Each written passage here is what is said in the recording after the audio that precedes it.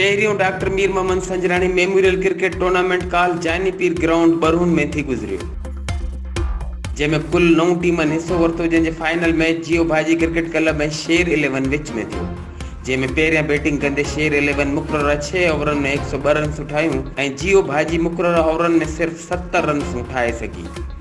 शेर 11 बेहतरीन रांदि पेश कंदे फाइनल खटे वरितो।